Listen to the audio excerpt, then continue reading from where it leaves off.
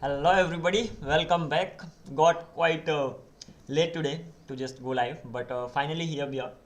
And as we are here, we will just simply get started. We will first of all get the explanation part done, and after that, let's see what's gonna happen. Because of course, I have to rebuild the project. But before that, let's get the explanation part done. The front end part remaining, back end we already explained yesterday, and that's quite good stuff actually. And right now I have to just simply go with the front end part, and I have to explain how front end and back end, both of them are integrated. And once that is done, I can get started with the rebuilding section. But it's not gonna be it, bro. I mean, it's not just gonna be that's it. The thing is that when we are actually, what can I say, rebuilding it, at that time I'm gonna be using different tech stacks. Different tech stacks in the sense I will be using Burn, I will be using Mutation instead of Redux, and I will be using Turbo Repo, whole altogether new setup. So things are gonna be different, so that even if we are rebuilding something, we are at the end learning something. Okay, so this is how it's gonna be going on. But before that, I will let you know about everything else. But before I just go through anything else right now, I'm just simply gonna be getting it done like this. Just a minute, let me check whether I'm audible or not. Anything else right now? I am audible. I'll have to just copy the link so that I can share it in the group. And one more thing, if you haven't, I will be creating some kind of template here. Okay, and using that template, I mean, if you will be able to see with the, there's a, what can I say, there's a, come on, not getting a proper word, there's a link in the description and all. But for now I'm just simply gonna be sending it, and I have to work on two things. First of all, the thumbnail part, and I will work on it. I didn't have a lot of time, so I just skipped this section. But next time onwards, you will be getting proper thumbnails here, and this is how we are gonna be going ahead. Having said that, let's simply get started from here on, and I'm gonna be starting from here. So first of all, if I click on app, so I have two things here. First of all, the auth, so whatever auth related sections I have, and the second thing is the main. But even before that, if you actually click on this page.tsx, so this is the normal home page that contains register and login. Before even that, if you just have a look at this layout, so I have tooltip provider. This comes from SharedCN. If you know that, you must know it. Query provider, this is because I'm using React query, 10 stack queries and all. Redux provider, because of course I'm using Redux for state management. And when I rebuild this, at that time I will be using Zustand. So let's see how that's gonna be going on. Lastly, I have this auth provider. That simply means whenever I visit any page, this auth provider runs. And what happens inside this auth provider? Let's check that thing out. So inside this auth provider, first of all, I get dispatch just for dispatching the value. That simply means for setting the values, you know, setting the state. And this use effect runs. Apart from this thing, nothing happens. I'm just simply returning the children. That simply means I'm checking here whether the user is authenticated or not. So it doesn't matter which page you visit, at that time this auth provider is gonna be running, mainly when you reload the page. At that time, I think directly it doesn't run. Yeah, so if you are visiting from one page to the other page, at that time it runs only once, and whenever you reload the page, at that time this will be running mostly. Having said that, it is just simply checking, first of all, when checking the user data, so it is sending a request to the backend, and it will get the data, it will set the data. Once the data is set, it is the data is going to be, user data is going to be available globally. And once this is done, that's it, nothing else. It is just simply returning from here. So this is the simple thing that I'm doing. The most important thing is this dispatch set user response.data.data.user. So ultimately, user data is getting set here. If the user is logged in, user data will be there. If the user is not logged in, user data will not be there. And as I'm setting the user data, if you actually come here and have a look at this, so as I'm setting the user data, so I'm not only just setting the user data, I'm even setting is authenticated true. That simply means from the state, you can just simply check whether the user is authenticated or not. On the basis of that thing, you can just simply allow the user to visit some pages, or just simply deny it, or forbid it ultimately. I hope it is clear. So this particular section got done, this particular section got done, and ultimately this is what actually happens inside this inside provider, the auth provider that I have created. Okay, pretty interesting stuff.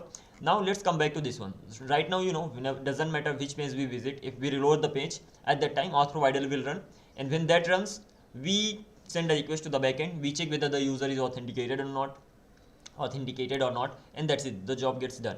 But if you actually have a look over here, so I'm using Axios client. What is the use of using this Axios client over here? So you can predefine your Axios so that you don't have to write the path, full path over and over. So if I actually just check, show you this, so inside I'm just simply saying that Axios.create, it just simply gives me the Axios object, and on that you can directly call the methods and all, and that's it. So Axios create, base URL is gonna be this, base URL plus API v1, so that I don't have to re-enter this over and over. With credentials too, that means credentials are gonna be sent again and again.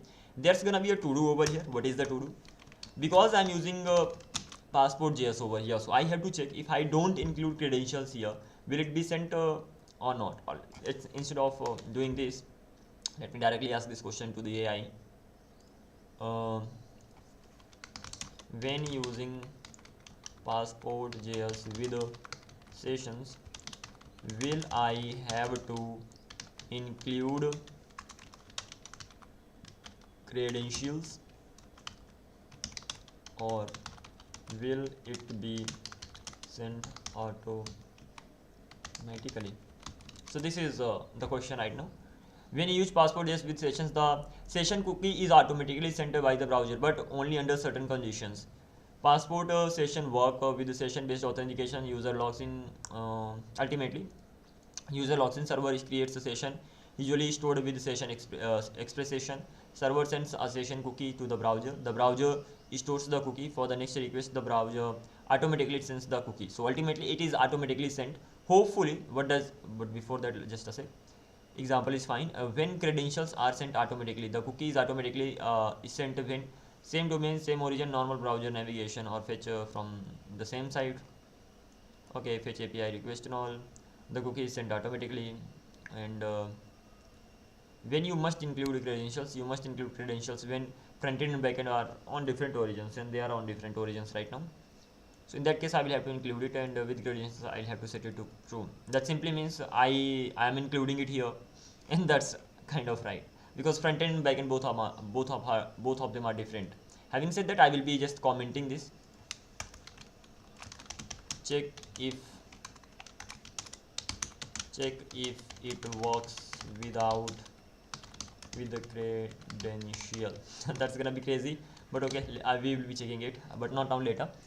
Close this, and once this is closed, everything is done. Let's go to this page.tsx. This is normal page, nothing else, and this is just the home page. Doesn't require even authentication, like even if you are authenticated or not, you should be able to visit this particular page. And the main thing starts from here. So I have this main, everything inside main needs authentication. Everything inside auth is mainly for authentication purpose.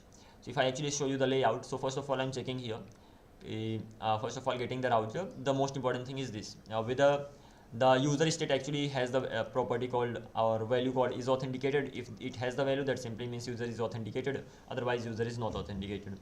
Along with this, that thing, I'm even maintaining this loading state, so that as soon as the auth provider runs, and if the status is in the loading state, that simply means is auth is not gonna be there. I mean, is authenticated value will not be there, because is authenticated value is set when the authentication gets done successfully, right? So before that, it will be loading. So I'm just checking this, and then this, and just simply returning this stuff from here. So it's simple, easy peasy. Just simply checks whether you are authenticated. If you are authenticated, you will be redirected to the dashboard page. If you are not authenticated, then of course you can visit this login page as well as register page. And right now you should not be making a it should not be quite hard. It's simple, easy peasy. There is a form, and there are group like inputs, like this is the email input box, this is the password input field, and that's it.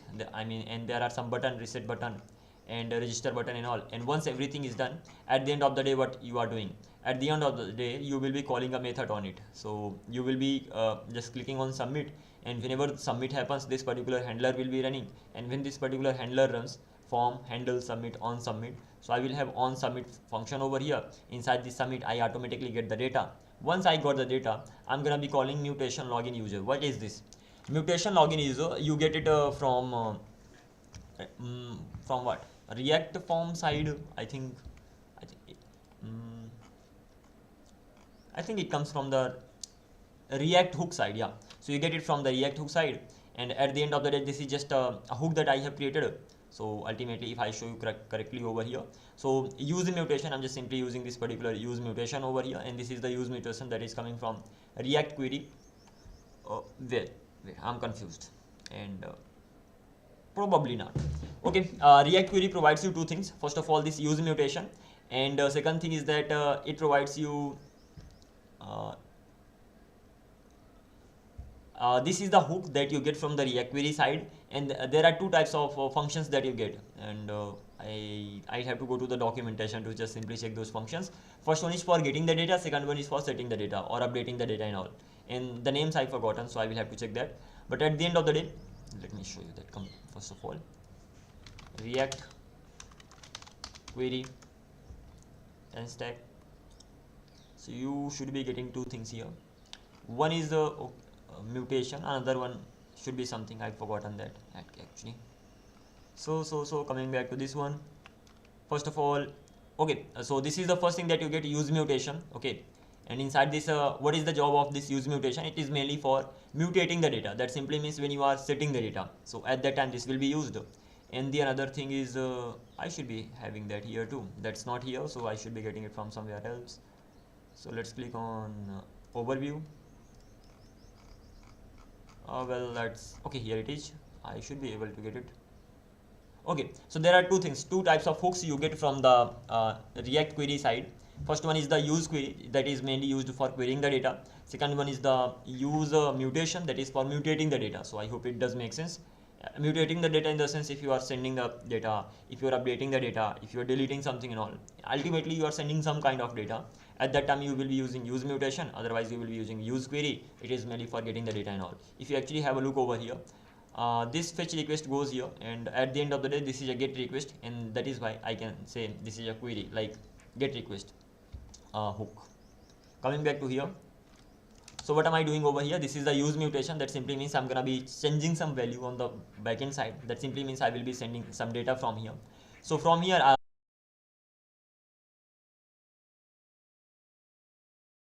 hello everybody, sorry for that. The thing is that I didn't even know that this particular live was still going on. So I just restarted it. I thought of restarting a new one, but it was already going on. So I just simply restarted this one. But sorry for that, just got an important call, so I had to just simply pick it up. And by the way, let's continue from here on, and let me be sure whether I'm audible or not. So I just restarted it. I thought of okay, so without any further delay, let's simply go on from here. And where was I? I was just simply talking about this particular section. So these use mutation in the use query, you just simply get them from React query side. And what is the job of it? Use mutation is mainly used for mutating the data. That simply means if you want to change some data on the backend side, use this. Use query is used for querying the data. So if you want to get some data from the backend side, at that time use query hook. And inside this you get two things, mutation function and on success. Not only on success, you get even many more things. Like if you click on error, you get on mutate, you get. So ultimately you get many things over here. The thing that we need over here, that is just on success. So I'm gonna be just sending a request to the backend using this, and if I get a success response, I'm gonna be running this. So what am I doing over here? First of all, whenever, even before this is the use mutation that I have, and once I get this particular object from this, so on that object I have to call mutate async, and I have to give the data. Whatever data I pass over here, the same data is going to available inside this mutation function. So the data is available here automatically. You don't need to just do anything at all from your own side. So what am I doing? First of all, whenever the submission happens, so ultimately this particular form handle submit runs. Whenever this particular function gets fired, at that time this particular function runs, and inside this I automatically get the data from the form side. Once I got the data, then I'm calling mutation login.mutate async, and I'm passing my data over here. As I pass my data over here, so this is the mutation login, ultimately this particular object that I have. So on this particular object, I call mutation async method, so that it does the job asynchronously, and I am awaiting it here too. And as soon as I pass the data over here, the same data directly gets available in this particular mutation function. So once I get the data here, I'm gonna be sending this data, making a request to the backend. So await Axios client post request, it will be going to this particular route, and the data payload I'm sending from here. Once I send the payload, I will be getting the response. Once I get the response, I return from here. What happens after that? If that was successful, then this particular section runs. So if success, then this will be running. Then I will be getting a result.success. If that is true, then I will be setting the data. If result.success is false, then I will be just simply setting the user to null. Having said that, this should not be like that. So if we actually have a look at set user, and I'm setting the user over here. So action.payload. So user's type can actually be null. So what is the problem over here? null type is not assignable to type of user, but I think it should be like null like this. Nope, it should be working. Let me fix this. Coming back to the set user and once I'm inside this, okay, over here I need to have null. Now it should be fine. Okay, so this is working fine, and once I've set the data as for the success, I mean ultimately I will be getting the response from the backend side, and once I get the response, that can be success message or that can be failure message, like user does not exist and all. If that is the success message, I'm gonna be setting the user, otherwise failure message, I will do nothing. And lastly, I will be just simply redirecting the user to the dashboard. So this is the login section. It just simply kind of gives me the user data and tells me whether the user is actually user is authenticated or not. What is that?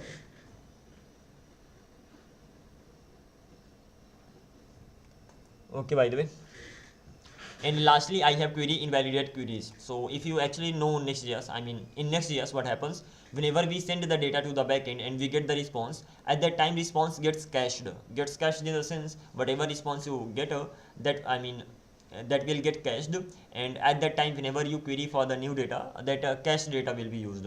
And over here what am I doing? Over here I'm actually invalidating the query data. So I'm invalidating the queries and with the help of the query key. And why am I having to do it over here? Because I'm trying to log in. That simply means I'm trying to mutate some data on the backend, new data, and at that time I should be getting the new response. Why is this even needed? So if you go to this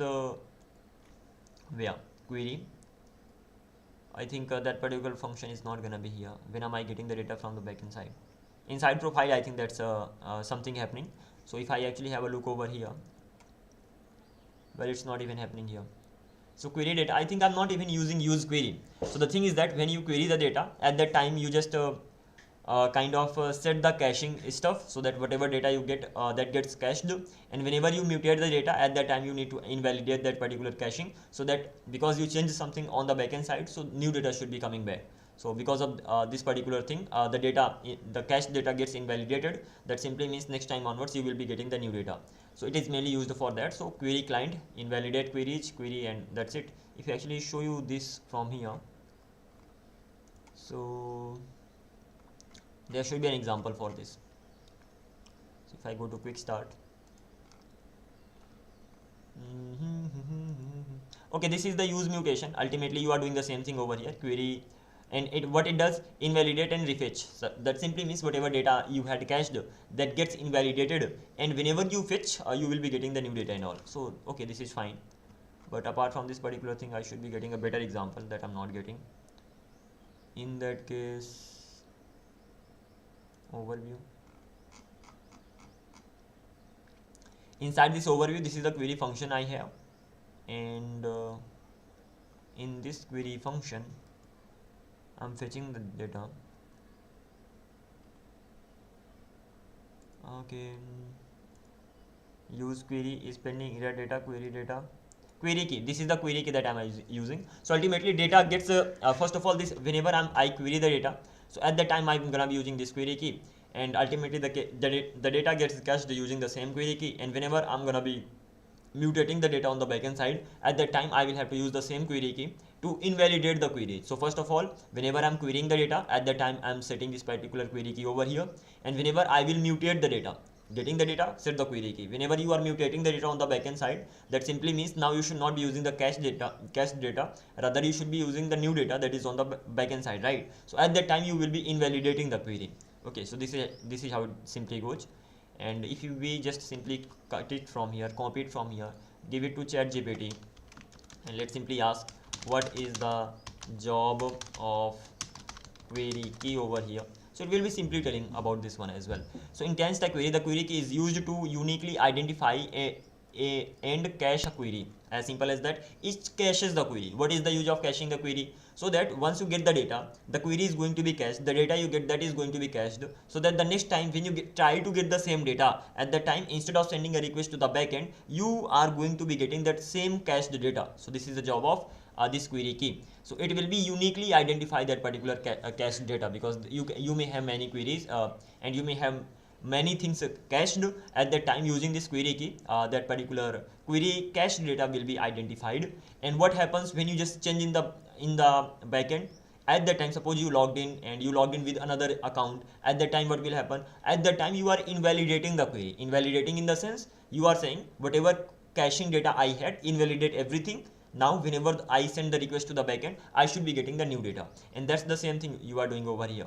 First of all, query key, caching the data, got it. And then whenever you mutate the data, I hope I'm mutating it here. It's not giving me, okay. So whenever you mutate the data, at that time you invalidate the query, whatever we did just a while back, right? So that's it. And it doesn't really give proper examples, but ultimately this is what we are doing. Whenever we are mutating the data, at that time what we are doing, we are invalidating the queries. Why we are invalidating it? Because we are mutating the data. Mutating in the sense changing the data. As the data got changed, I should be getting the new data, and that is why I'm invalidating the query. That's it. So this is how it simply goes. So let's simply collapse this particular thing is done. On submit, simple, everything I have already discussed about. Whenever I submit the form, this particular on submit function runs. I get the data here, I pass the data here. When the data is passed over here, this particular use mutation hook runs, and inside this I automatically get the data. I make a request to the backend. A backend sends me the response. Once I got the response, this on success runs, and when this on success runs, even you have on error as well. So if you get some error, so you will be just running this, and here you will be getting the error, and there's gonna be error type, of course. And once you got that, so you will be just simply running it like this. You can even log the value of this error. So this is how it simply goes. So you can have many of them, but for now, because most of the time my backend is definitely, I can even have this error over here, but most of the time even user is logged in or user is not logged in, both the times I'm returning the message from there. So kind of I will be getting this. Having said that, it's better to have this over here as well. So let me have a look at some examples if it is used somewhere. So control F on error if it has been used. So at least it hasn't been used here. Control X, then where should I go? Installation, nope, not here. Quick start, nope, literally after that. Queries, query keys, query functions, query options, these are the options that you actually have over here. And the one that I want,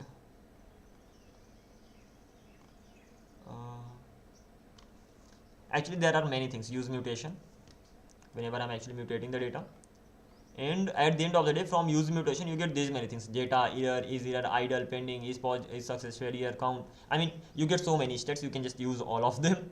That's quite crazy, but yeah, you do get them. And on mutate, am I going to be using it here? Okay, here I am using it on error. So once I'm using on error, so mutate variables, this is the one. It's being used at 10 places. Okay, it turns out there's no proper example, never mind, but at least it is being used. And use query, do I have this? Yeah, here I have this. If I try to find the same thing, throw on error, there's not a proper example, but never mind, you can definitely use it there. And having said that, let me ask the AI directly instead of looking for the thing, is this right or not? Control C, Control V. Your code is using use mutation from 10 stack queries, login. Okay, let's focus on this. What invalidate queries, right? And why you need this after login? Use query. Why you need this after login?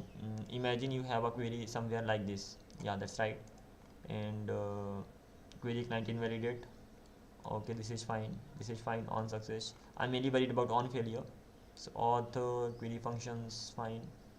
And query key on error. Should I be using this?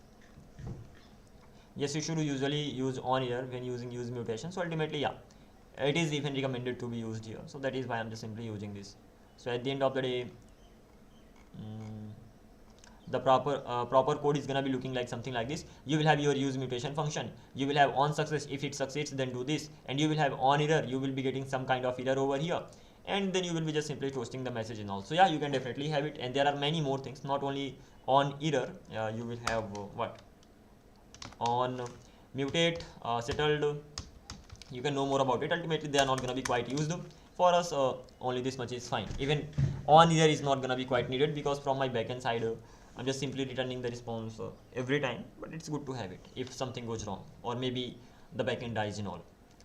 And so this particular thing is done. So ultimately we have covered the login section. Same thing is gonna be happening on the register section. The only difference in the register section is that I am forcefully using action.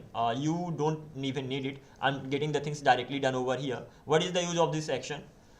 Actions are mainly used for talking to the database directly. But here, as we make the calls to the backend and backend talks to the database, so we don't even need to use the action.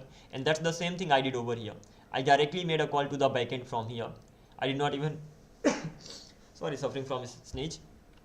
So did not even used action, but in the register section I'm using action. So if I just simply click on this, so on the page, what am I doing? First of all, this is the register form I have. As soon as I clicked this form, so form dot handle submit, on submit, this particular handler runs. And when this particular handler runs, at that time what happens? At that time this particular function gets fired, and inside this I automatically get the data from the form. And once I get the data, I'm calling mutate register mutate async. Simple, the same thing that I did in the login page. What will happen as soon as I call this? So this particular hook will be hook object ultimately, because this is the object that I got from the hook. So when I call mutate async, so that particular hook will be running, and inside a function I will be getting the data over there. And suppose that run and I got the result. Once I got the result, I'm checking whether it is success or failure, and on the basis of that thing I'm just simply rendering, just showing the result. And as for this mutate register, so over here this is the hook that I'm getting. Again, use register hook I have created a for me. You can create it, you may not create it, up to you. And what does this use register return? This use register user returns the use mutate hook. Okay, you could have kept everything here. So if I actually show you this, so this is nothing but the same hook. So come on, here this is just the hook that I have created that uses what? That uses use mutation. So it's like you can just keep everything on the same page, or you actually create a hook so that things are actually separate, and it is doing actually nothing. First of all, this is the use mutation function that I'm using. What is the use of this use mutation? It changes the values, you must know. And whenever you are updating some values on the backend side, when you should use query, when you are getting the data. And whenever you are using use mutation, that means you are changing the data on the backend side. That simply means when you query the data, when you send a get request, at that time you should be getting a new data. And because of that thing, every time you will be invalidating the queries. As simple as that. Invalidating in the sense, whatever the cache I have, that should be invalidated, so that the next time when I send a query request, get request, new data should be coming from the backend rather than the same cache data being used. I hope it is clear. Okay, by the way, let's go from here on, and I hope everything's clear. I'm not even sure, I didn't check it properly. Simply okay, by the way, yeah, it is clear. So let's continue from here on. So this is the function that I have, and now either you just create a function separately, or you just write like this, I will be getting the data here. And okay, once I get the data, after that I will be making a backend request. I will be making Axios.post request from here. Then I will get my response. Once I get my response, then I will return the response from here. It's completely up to you. Either you do like this, or you just create a function, and that function is what? That function is a register user, and this function does the same thing. And if success, so I will be just simply setting the user data and invalidating the queries. If failure, I can even use on error, and I will be getting the error from here. Let's keep it any type for now, and I will be just simply logging the error, or I can say error registering the user. So this is how I can just simply go ahead with the things. These things are completely optional. If you wanna just have them, you can definitely have them. So this is how you can go ahead with this. And if success, then this will be happening. And as for this register user, this will return the response. If we actually show you that, so what happens inside this? It gets the user data. You should know that whenever you call this mutation function, so whenever you call on this mutation, whenever you say mutation dot mutate async, and you pass the data over here, the same data is received by this particular function. So ultimately what am I doing? I'm returning this mutation from here. Okay, so I'm returning this mutation. That simply means on this mutation I'm calling mutate async. So whenever I call it and pass the data is available in this particular function. So over here the data that I have, that is automatically passed because I'm using mutate async. And once I have the data, making a request to the backend, as simple as that. If I got the data, simply sending the response back. Otherwise failure message I'm sending. Simple, easy peasy, makes sense. If you know actions, you should understand this. By the way, this is not needed because what is the use of actions in Next.js? Actions are mainly used to talk to the database directly. So talk to DB, that's simple. Okay, you can directly make a call to the database. You can directly talk to the database. You don't need to create a separate backend.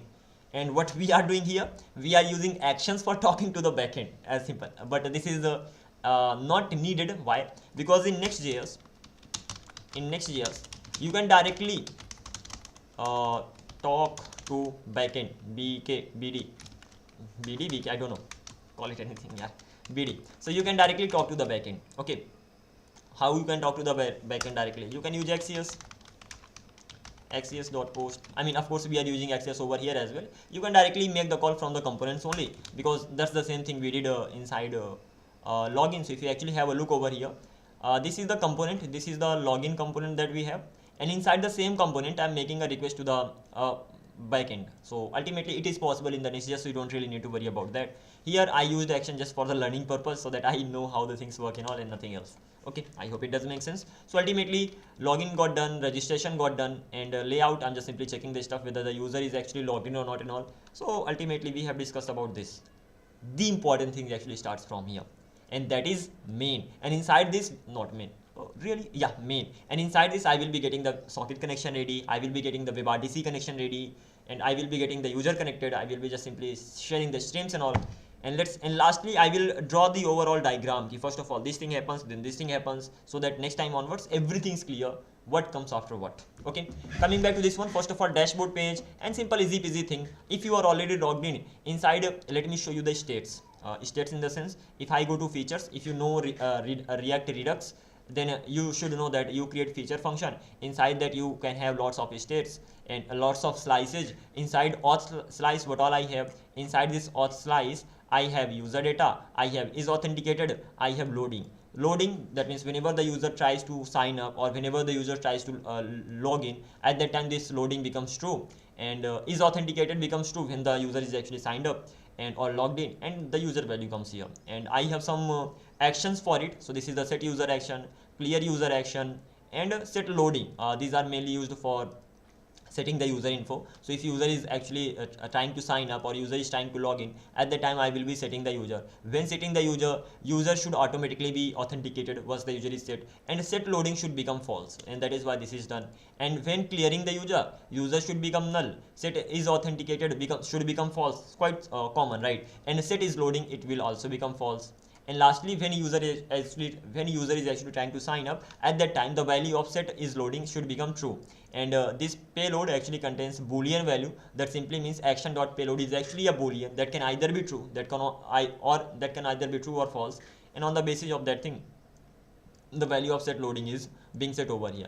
Lastly, I'm just simply returning all the actions from here, and I'm returning this reducer. Why am I returning this reducer? This reducer will be used in the store. What is the store? If you have used the Redux, you must know that we even need to create a store. So Redux store, this store gives us the store that will be used when setting the provider. So first of all, what am I doing inside this particular store? First of all, inside this store, I'm configuring the store. I'm simply saying these are the reducers that I'm gonna be using. I have auth reducer that contains auth related state. I have meeting reducer that contains meeting related states. Similarly, meeting media that will contain all the data related to the media only. And lastly, I have chat reducer that will contain all the data related to the chats. And lastly, I have dev tools, and that's gonna be true in development. Why? So that I'm able to check the states. So for this dev tool, you can install something like dev tools extension. If you search on Google dev tool extension Redux, from Redux, so you will be getting that extension. I will be even showing it in action, and over there you can just simply check the states on the go. So this is done.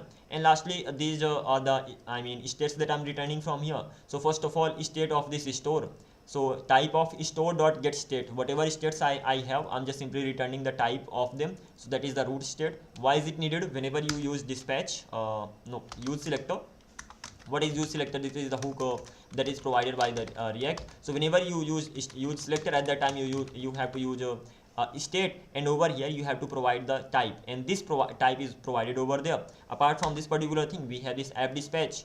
And this is quite simple. Whenever you are using dispatch, at that time if you feel like, you can just simply use this type for that particular dispatch. So this is for the state type. So whenever you need a state and you need to specify the type, this is going to be used, and this will be used for the dispatch. Again, this is only needed if you are using TypeScript. So this much we've done. We have already gone through this auth reducer. Let's simply close this, and where is this store needed? We have configured the store. We are even exporting the store. This store will be needed when you are actually setting the provider. So where we are setting the provider, if you actually come here inside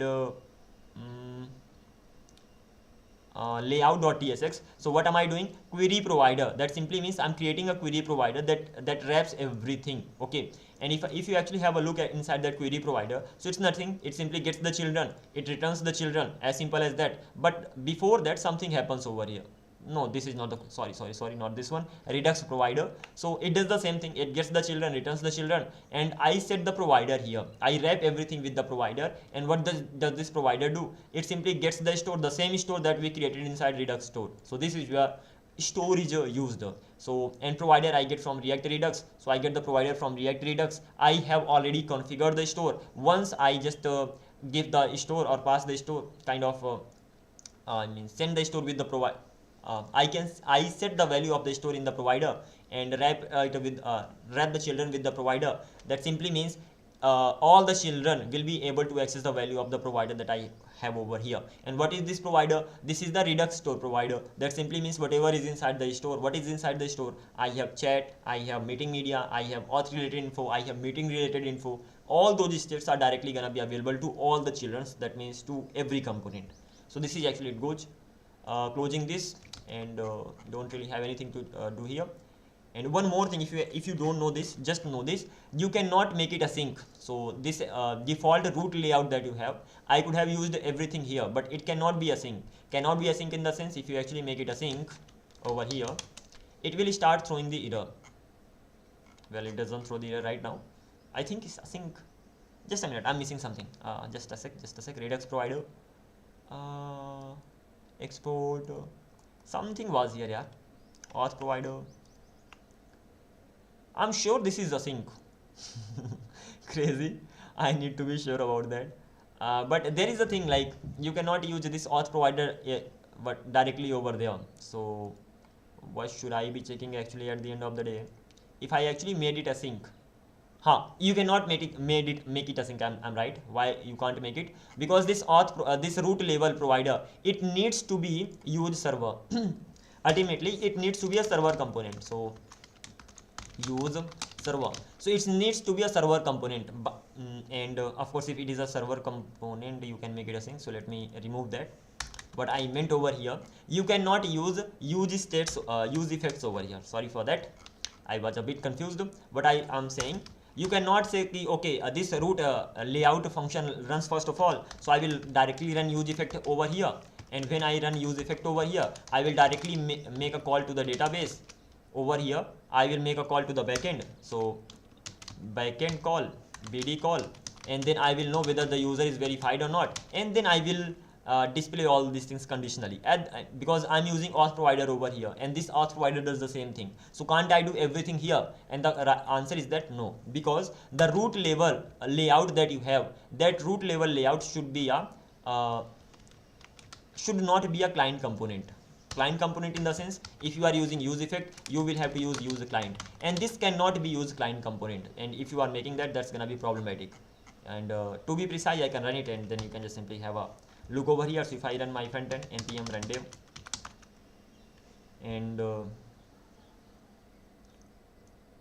I made it client component, and now I'm gonna be running it. I'm gonna be seeing it in action, and then let's see what happens. Hopefully I'm right. I'm right. Otherwise, the same problem I faced earlier, and as I faced the problem, then I had to create these functions separately. Like I'm creating this Redux provider separately. I'm creating this auth provider separately. Why am I not just keeping everything inside this? So first of all, this is used for structuring the things well, and the second thing is that this root provider must be a server component. But let's see whether it is actually right or not. So I'll have to check that. So coming back to this one, ECMAScript file layout, what it is saying, metadata, and you are attempting to export metadata from a component marked with use client. So it is just simply saying that in your layout, root layout I'm talking about, the main layout file, you are using metadata over here, and the metadata cannot be the part of use client component. Metadata should be the part of use server component. So if you make it use server, it's going to be fine. It should be a server component. So what is the problem here? ECMAScript file had an error, root layout. What is the error over here? Server actions must be async functions. So I made it server, so I will have to make it async. That's okay.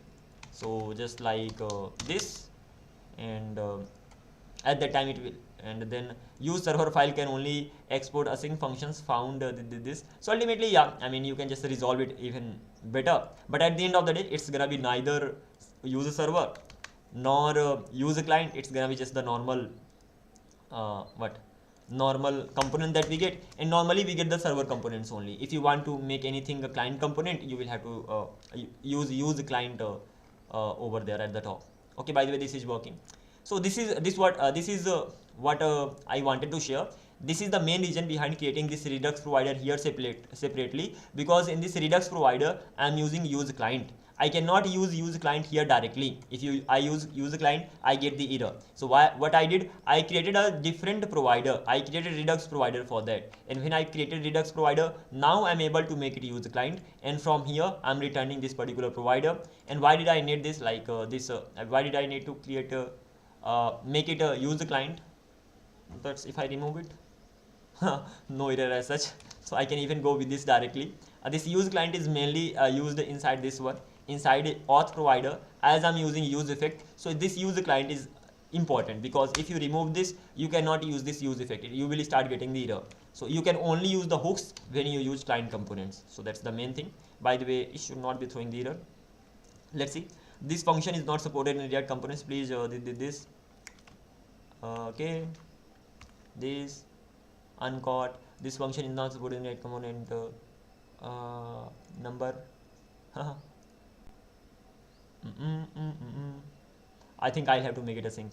Sorry, use client. Uncaught, and then this. If I make it just a minute, coming back to this one, I removed the use client from here. And why do we even need to have use client? I'm just getting the children. I think even in this case, whenever you are getting the children, at that time you need to make it use client or what? Or maybe because we are using use component, I mean CLIENT. CLIENT. Yeah, it does work in that way. Okay, so you need to have use client. Whenever you are creating providers, you must have use client. As simple as that. Otherwise you get the error. By the way, you will be checking it in action. If you get the error, of course you will have to make it use client, and then you will run. Okay, so this much we have done, and now you should be able to get the idea. Why am I'm creating a separate Redux provider here? Why am I not directly using provider? Like I could have directly used this provider over here, because I get it from React Redux, and I could have just simply given it the store like this. But it is going to be problematic, because for this I will have to make it as use client, and if I make it use client, this cannot be the use client, because I am using metadata over here. I hope it does make sense, and that is why I'm having to create separate providers for these separate providers. Okay, so this is done, and the next thing starts from here. Inside the dashboard, I have this normal page.tsx, and now you should know that how many features do we have. We have auth feature. Okay, inside this is the initial data that I have. Then similarly, I have my inside features, I have meeting related features. First of all, inside auth, I have auth related feature, auth related slice, I can say, that contains the initial values. Similarly, I have meeting slice that contains what? First of all, it contains the meeting ID, it contains the name of the participant, it contains the current participant. Okay, newly joined participant, again, these completely optional. These are completely optional. I mean, as per the need, you can save the values over here. This is just as simple as that. If you need newly joined participant, whenever a participant joins, at that time, if you want to know which participant is actually trying to join, have it over here. Open model, again, really important. Whenever the model opens, this will become true. So these are just simply the needed ones. Whatever I needed, I just simply kept it here. Other participants will contain other participants. You are the current participants. What are the other participants who are in the meeting? So you will have other participant over here. Permission denied. You are trying to join the meeting. Whether the permission is denied or allowed, it just simply changes. Joining participant. Oh, just a minute. Newly joined participant, that simply means the participant who just joined recently, and joining participant in the sense the participant who is trying to join. So there is a difference, and these are used in different cases. I will be even talking about it when I'm actually using newly joined participant and when joining participant. This should be used when you are joining the meeting, so that on the host side I can tell that this particular person is trying to join the meeting. How will I know? When the joining participant is actually set to some value, right? So I will be even showing it this particular thing in action, how this particular things works and all. But for now, let's keep this particular thing in mind. Is meeting sidebar content visible? The sidebar I created on the left side. So I will have a separate chat sidebar on the left side, sorry, right side, and that if it is true, that will be visible. If it is false, that will not be visible.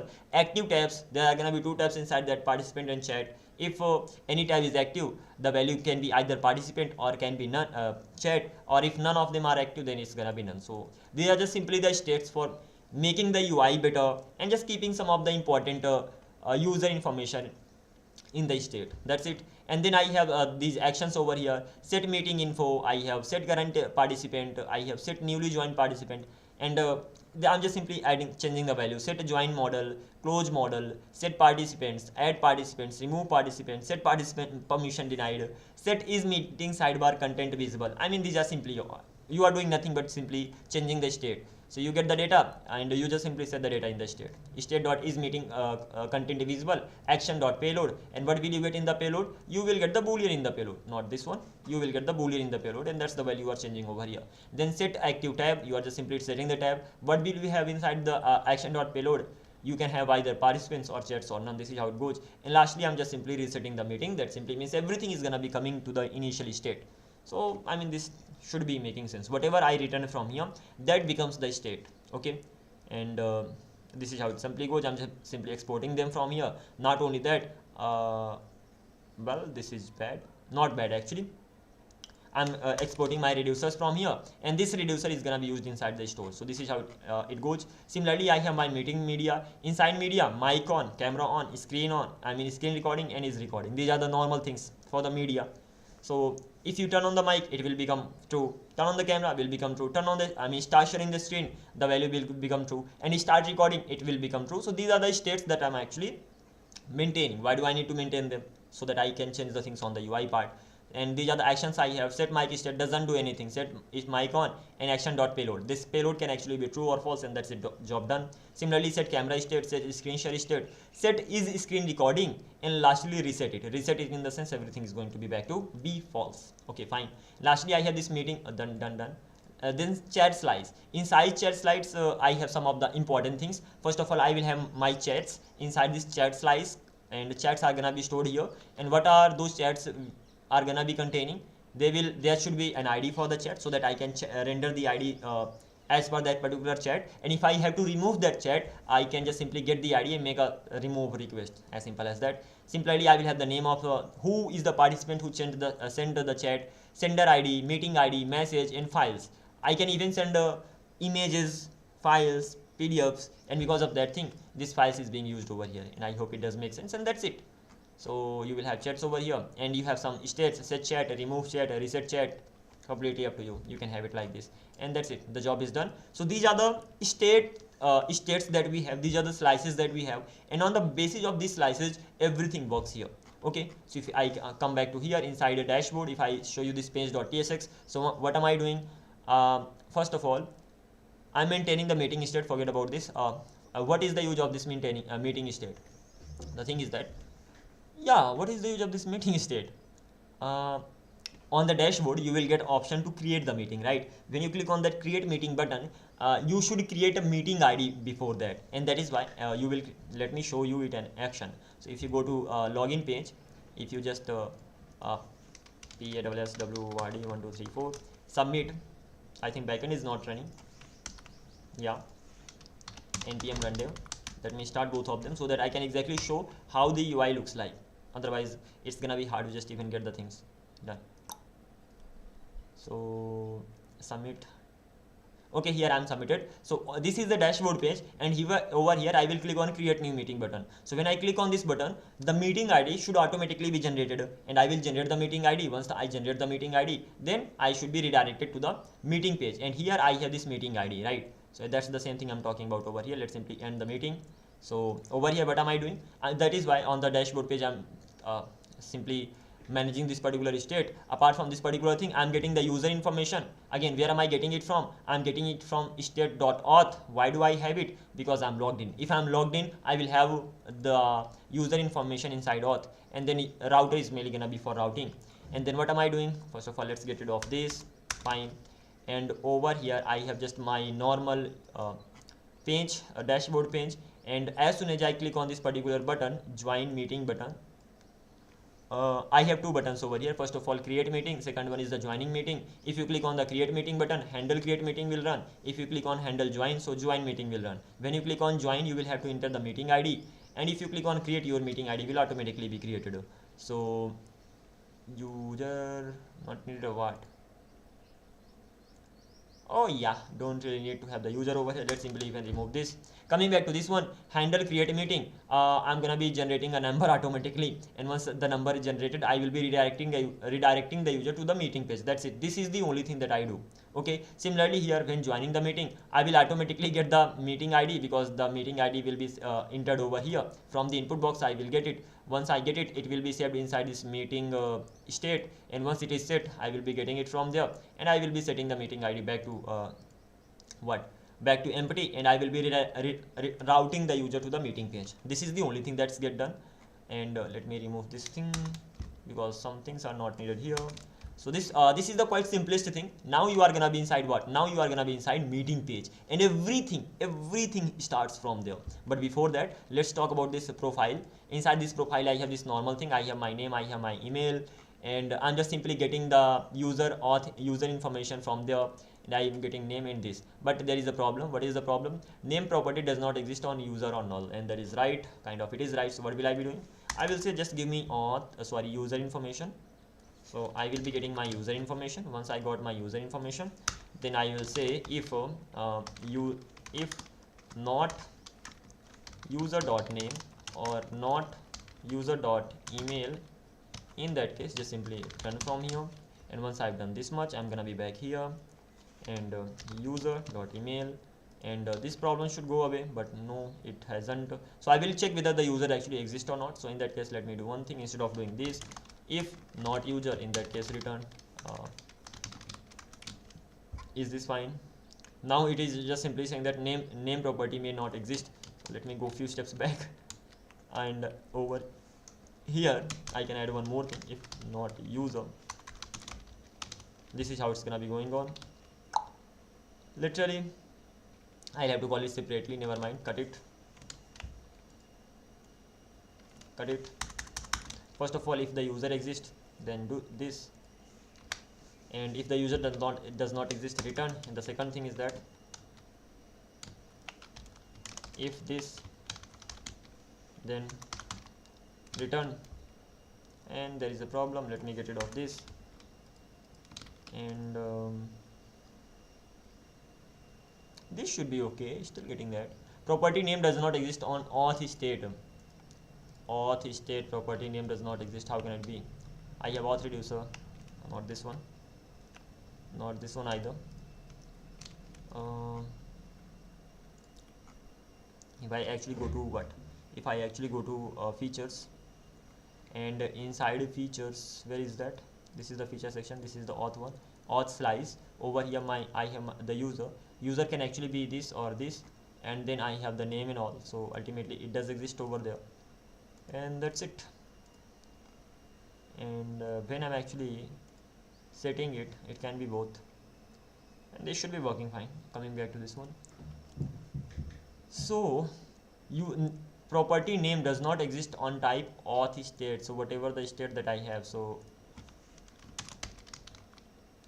user, once I have this, auth state is missing the following property from the user: id, name, email and all.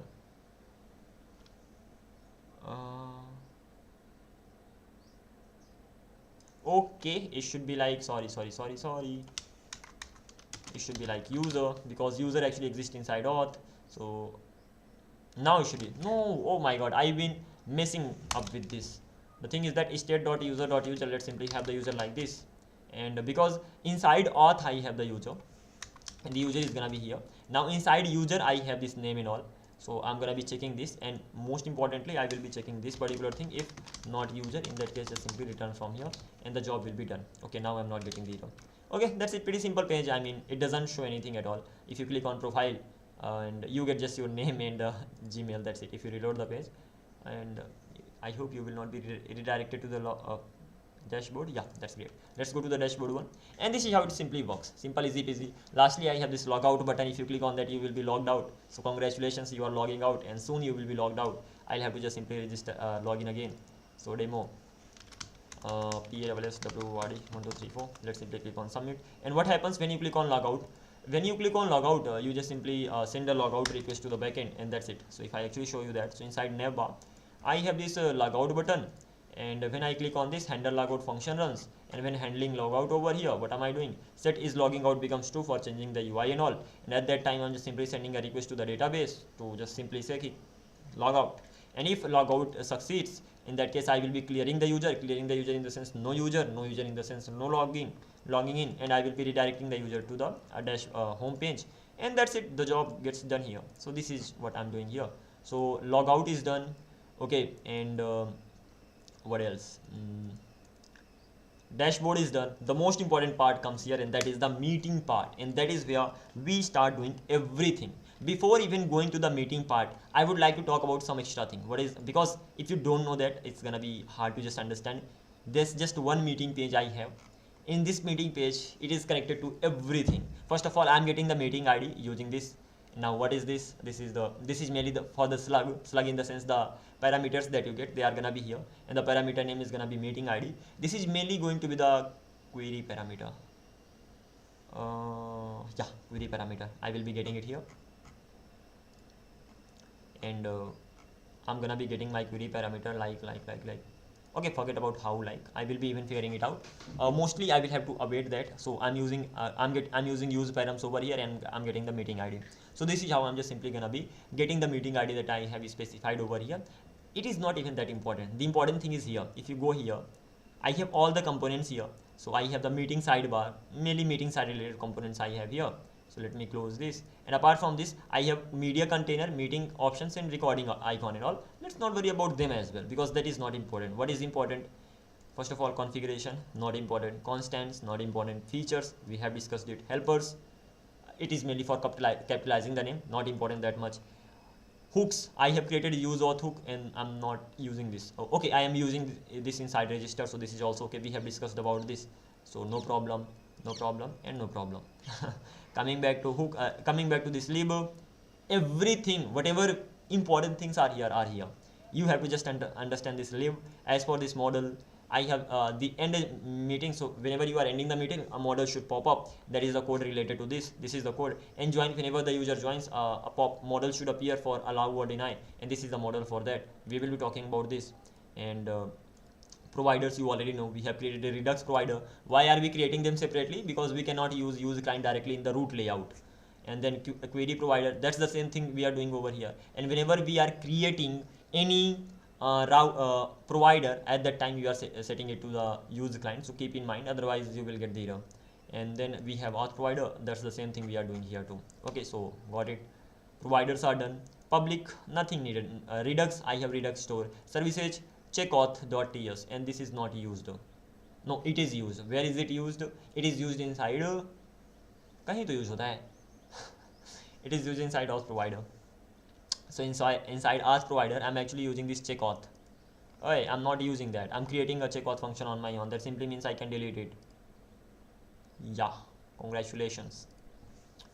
And can't I replace it? Check auth does what? Check auth does these many things. It's better to just have it here only. I'm gonna be deleting this services. not needed, at least for now. Inside types I have the types and all, and like these are the user types, and then inside sockets I have socket related types and all. That's okay. These types can be discussed on the go. So control W. And inside validation I have user validation, and whenever I'm registering, so at that time I should be getting the name, email, password. Why do I need this? Because I'm using React hook form. Okay, React hook form. I'm using React hook form, and mainly because of this thing I need Zod, because React hook forms uses Zod to just simply verify the data. If I just simply show you quickly, and similarly I have login schema for just verifying the things and all. But if I just simply quickly go to the auth login page.tsx, and over here I have this form. This use form hook mainly comes from React hook form, and it has the resolver. Resolver is the Zod resolver, and I pass my schema over here. Using this schema, this checks the data that I got, whether that is the right data or not, and by default I'm just simply giving it some data. So this is that simple. And this, at the end of the day, this form actually returns many things. This form returns the status, whether you are actually submitting or not. This form actually gives you the handle submit. So whenever you click on the submit button, this particular handler will run, and this handle submit actually comes from the form side. And on submit a function you are passing over here, that simply means whenever form is submitted, this particular handler will run, and when this handler runs, this particular on submit function, that simply this function will be triggered. So this is how it simply goes. Same thing you have on the register page, page.tsx. You have use form, and what you are saying, you are passing the register schema over here so that it can verify the data, and then inside that you have some default values. And what you are doing the same thing. You form gives you this particular handler. Whenever the form gets submitted, this particular function will be fired, and when this function gets fired, then you already know the flow what happens. Okay, mutation register. So ultimately you are calling this particular mutate async on the mutation object, and once you call that, so ultimately this particular mutation object will be running. So if I go here, this particular mutation object use effect runs, and not use effect, hook runs, and at that time inside this register you automatically get the data, whatever data you passed. I have discussed about all these things in detail, so will not be talking about these things much. What I wanted to talk about is here the most important thing inside this one, and that is, or the best thing that you should know to build any such kind of application over here, and that is I've lost that. Inside lib I have media manager. Look, when it comes to video calling, when it comes to WebRTC, at that time you get the streams, you get the peer connection. That is not serializable. Serializable in the sense that cannot really be saved in the Redux state. As simple as that. Redux state. Okay, when we talk about peer connection, when we talk about streams, when we talk about when we talk about tracks, okay, they are not serializable. What is serializable?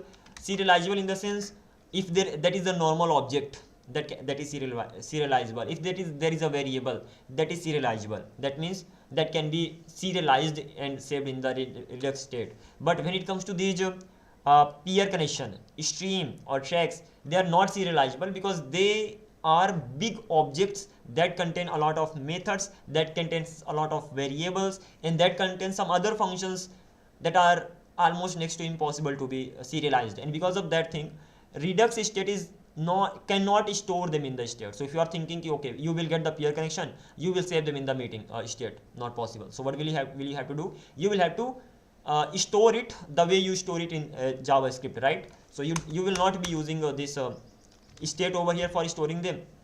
Rather, you will be storing the states directly like this. Okay, like you will be storing the values directly like this. So local stream will be saved like this, skin stream will be saved like this, original video track, media recorder, and recording. These things are mainly for the recording and all. So ultimately, once you get your local stream, you will have to save your local stream over here.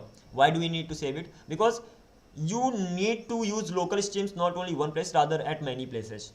What can those places be? First of all, whenever you turn on the camera, you need to use local stream. When you send when you add your stream to the peer connection, at that time you need to use it. So ultimately you will need to use this local stream at many places, so that, and that is why you will have to keep it somewhere so that you can get local stream from there anytime and you can use it. And that is why I'm creating a separate media manager that contains everything related to the media, that contains the local stream, that contains the screen stream, that contains the original video track. If you get the stream, you can get the tracks from that. What are the tracks? Track can be audio track, track can be video track, and a stream contains both or one.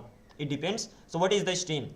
You directly get the local stream. Once you get the local stream, so using stream, you can just simply say stream. I mean, this is the method that I'm showing you. Stream.get tracks. So you will be getting all the tracks, or stream.get video track. You will be getting the video track, or get audio track. I will be talking about it. So this is how you can get the tracks. So track is what? Track is something that gets added to the peer connection. You cannot directly add the peer connection dot add tracks. Yeah. So you will have to, you cannot directly add the stream to the peer connection. You will have to get the tracks from that, and then you can add it to the peer connection. What is the peer connection? We will talk about it, don't worry. Okay, then we have media recorder. What is this media recorder? This media recorder is just an object. So as soon as you start recording, you will get this object media recorder. What will this do? On this object, you can call